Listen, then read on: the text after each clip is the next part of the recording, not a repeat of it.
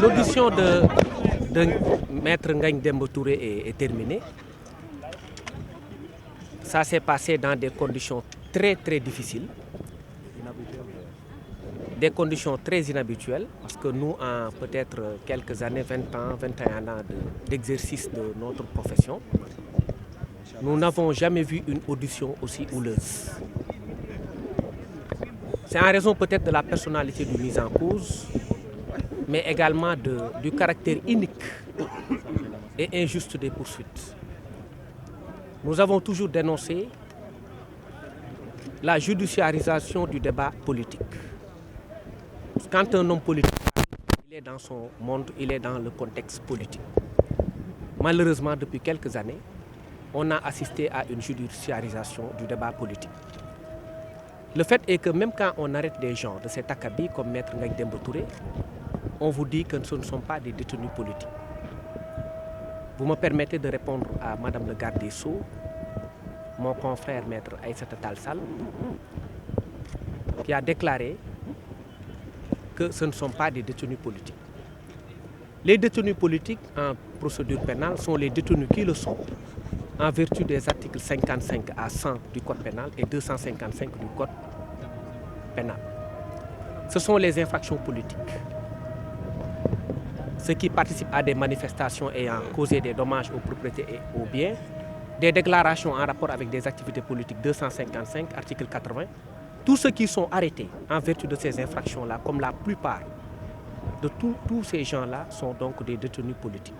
Quand on est détenu politique, c'est qu'on l'est en vertu des articles que j'ai nommés. Donc Ngagne Demba Touré est aujourd'hui devenu un détenu politique. Et il a ajouté à ce nombre impressionnant de détenus politiques l'acteur qu'il est principal du parti PASTEF.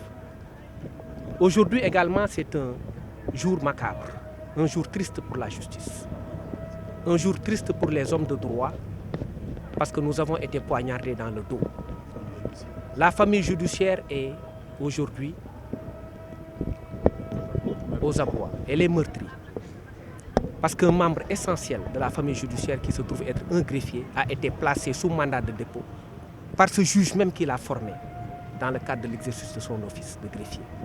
C'est pourquoi Ngagne Demba Touré a eu très mal après la décision de placement sous mandat de dépôt.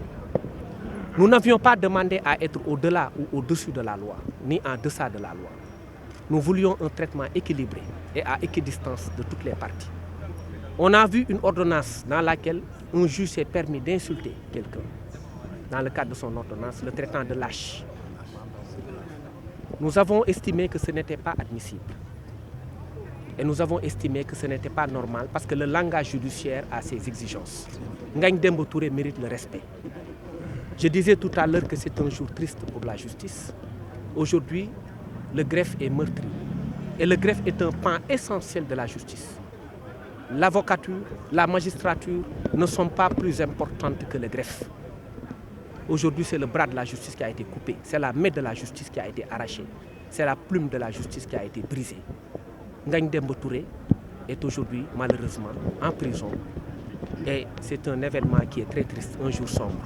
Et nous craignons qu'il y ait des événements ultérieurs qui vont effectivement marquer la fin de la justice normale et l'avènement d'une justice aux abois. Et c'est le cas aujourd'hui. Mais il y a eu des injures et aussi des pleurs dans la salle. Oui, trop d'émotions. Trop d'émotions. Injures, pleurs. C'était très mouvementé, c'était très houleux. Je vous ai dit que le moins ancien d'entre nous le plus ancien d'entre nous qui a peut-être 40 ans de bar, je crois que c'est Maître Demba Ciré Bathily, nous dit qu'il n'a jamais assisté. Il n'a jamais assisté à ce genre de débat judiciaire. C'était normal parce qu'il y avait une injustice flagrante. Et moi, ce qui me gêne, ce qui nous choque, nous, de la défense, c'est que ça procède d'une cassure par rapport à ce mouvement-là qui est récent, de pacification de l'espace politique. Pourquoi cette décision-là de mandat de dépôt dans ce contexte actuel, où le président de la République a même annoncé la couleur, en disant qu'il allait pacifier l'espace politique et réconcilier les cœurs et réconcilier les Sénégalais. Mais c'est incroyable. Comment peut-on placer quelqu'un sous mandat de dépôt dans ce contexte-là d'apaisement?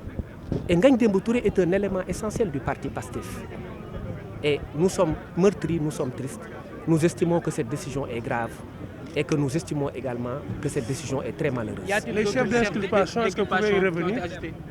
Quelqu'un me demandait cela tout à l'heure, je ne connais même pas le nombre exact de chefs d'inculpation, tellement c'est abondant.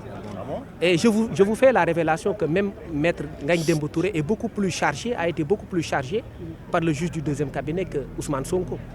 Ousmane Sonko est beaucoup moins chargé que Maître Ngagne Demba Touré. Terrorisme, outrage à magistrat, violence, voie de fait, offense au chef de l'État, tout y quanti, des infractions. On parle des propos dirigés contre Antoine Diome, des infractions sans aucune unité de destin, aucune logique, mise sur la tête d'un jeune greffier. Pour moi, c'est une honte pour la justice. Pour moi, c'est très grave. Et je pense qu'il faut qu'on revienne aux fondamentaux de la République. Il faut arrêter de judiciariser les débats politiques. Il faut qu'on revienne à la base. Nous sommes tous devenus presque fous dans ce contexte où le leader de cette nation a dit qu'il allait réconcilier les cœurs. Aujourd'hui, un couteau a été planté dans le dos de la justice et dans le dos des acteurs politiques. On peut avoir un résumé en wolof.